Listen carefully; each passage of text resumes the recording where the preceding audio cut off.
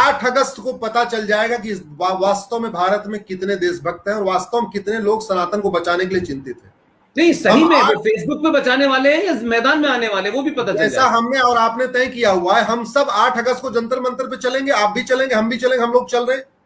हम लोग अंग्रेजी कानून चलाएंगे, हम इस देश में घुसपैठ नियंत्रण कानून की मांग करेंगे कठोर, हम धर्मांतरण नियंत्रण कानून की मांग करेंगे कठोर, हम जनसंख्या नियंत्रण कानून की भी मांग करेंगे, हम समान नागरिक संहिता की मांग करेंगे, हम एक देश एक अपराध संहिता की मांग करेंगे, एक देश एक नागरिक संहिता की मांग करेंगे। इस देश में 2 चीज बहुत जरूरी है, 1 nation 1 civil code, 1 nation 1 penal code. और जैसा मैंने आपको बताया कि घुसपैठ पे अलग से कानून नहीं चाहिए, धर्मांतरण पे अलग से कानून नहीं चाहिए, जनसंख्या पे अलग से नहीं। आप जनसंख्या को इंडियन सिविल कोड में डाल दीजिए, घुसपैठ को इंडियन पिनल कोड में डाल दीजिए, धर्मांतरण को इंडियन पिनल कोड में डाल दीजिए। तो आप केवल 2 कानून बनाइए, एक इंडियन पिनल कोड, एक इंडियन सिविल कोड, और उसी में चैप्टर वाइज चीजों को डालते जाइए। इसी विषय के लिए हम लोग चल रहे हैं।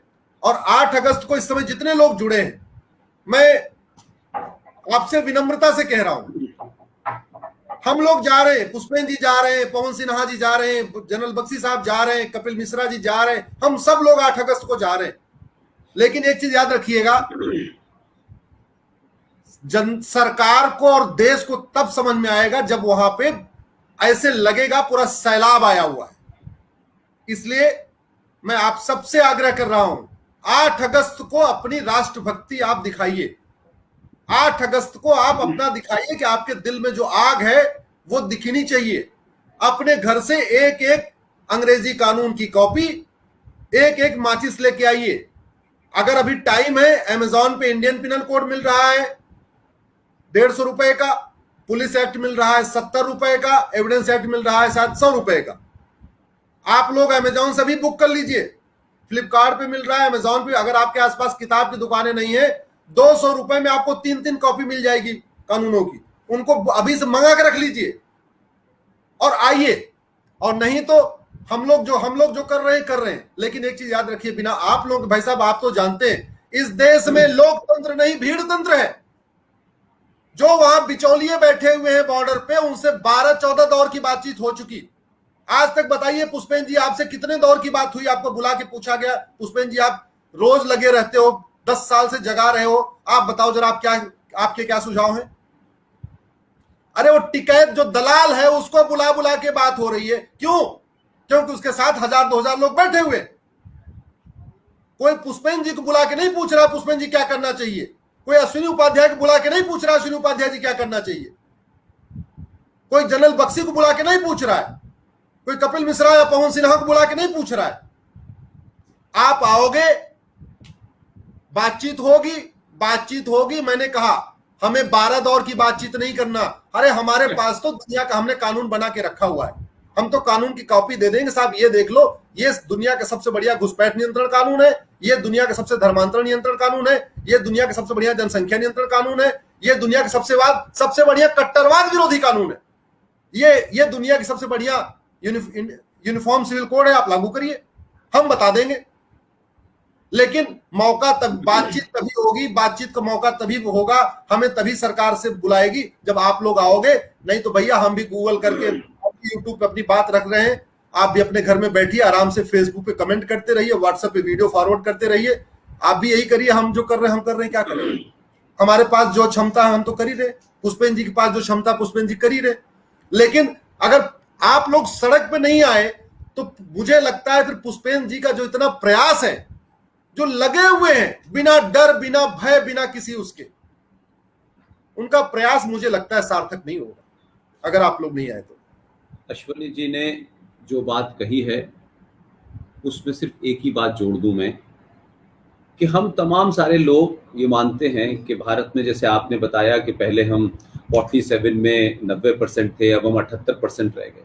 अगर टोटल पॉपुलेशन के 78% लोग हैं और 78% के 5% भी 78% के 5% भी लोग, जो दुनिया भर में ऐसा लगता है बदलाव हो रहा है, सब कुछ हो रहा है, जो लोग इस देश में 78 नहीं 20-22% हैं, वो 90 दिन तक इस देश में हाईवे को रोक के बैठ जाते हैं। सरकार झुकती है, सुप्रीम कोर्ट झुकती है, पुलिस एक्शन नहीं करती, चंद लोग दंगा कर देते हैं, अगर जो बात अश्वनी जी ने कहा थोड़ी देर के लिए मैं उसको एक पॉजिटिव नोट पे लेता हूं। अगर इस देश में लोकतंत्र नहीं है, भीड़ तंत्र है, तो भाई अगर भीड़ तंत्र है तो क्या भीड़ की सनातनियों के पास कमी है? तो एक बार भीड़ की ताकत दिखा करके ही यह तय हो जाए कि अगर भीड़ तंत्र से चलना है तो भीड़ तंत्र इतनी होगी कि दिल्ली में सड़क नजर नहीं आनी चाहिए। और ये इम्तिहान है, इसमें अश्वनी जी का, मेरा और पवन जी का, तमाम सारे लोग हैं, उनका निजी कुछ भी नहीं, कुछ भी निजी नहीं है।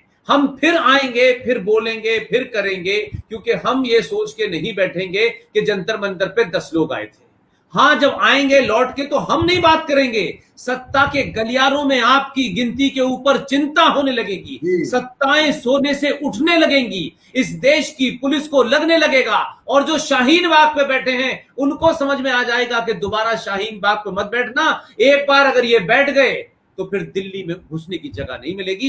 लिहाजा 8 अगस्त को जो अपील है, ये कोई राजनीतिक अपील नहीं है, ये एमपी एमएलए बनने के लिए, चेयरमैन बनने के लिए, सरकार को ताकत दिखाने के लिए टिकट की भीड़ नहीं इकट्ठी होना चाहती। मैं फिर कह रहा हूं, ये शब्द अपने आप में थोड़ा निगेटिव लगता है, भीड़ तंत्र, लेकिन भीड़ तंत्र से ही अगर दुनिया तय होनी है तो क्या भीड़ तंत्र हमारे पास कम है?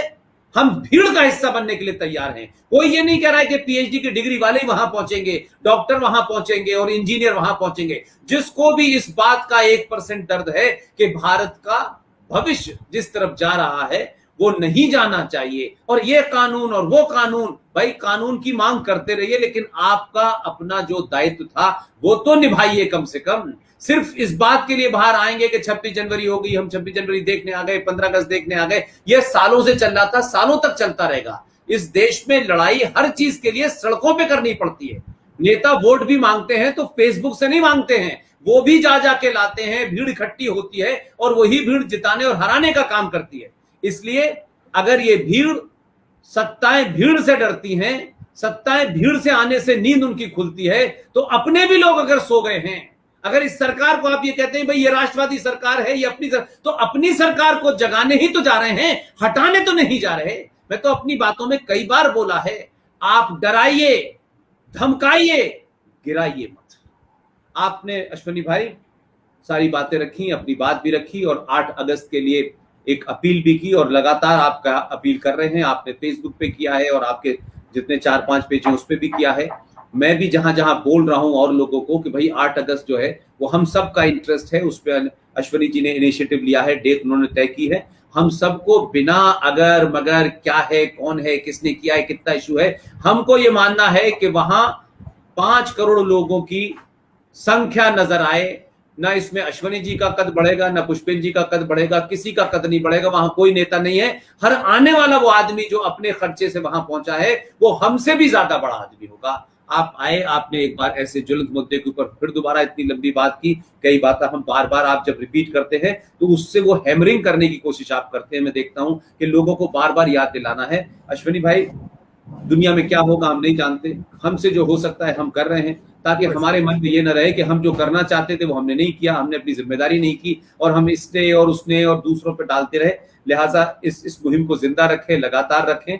और आपने तो इसके ऊपर भी पीआईआर डाली हुई है धर्मांतरण के खिलाफ, और कोर्ट में जो कुछ हो सकता है वो कोर्ट में करें, कोर्ट के बाहर जो हो सकता है वो भी आप कर रहे हैं। तो आपका मैं कैसे शुक्रिया अदा करूं, लेकिन यह है कि मैं आपका शुक्रिया अदा करूं, आप मेरा करें, इससे अच्छा यह है कि हम दोनों में से किसी का ना करें। हम दोनों लगातार इस मुहिम में लगे रहें। बहुत बहुत धन्यवाद। Thank you very much Ashwini. धन्यवाद।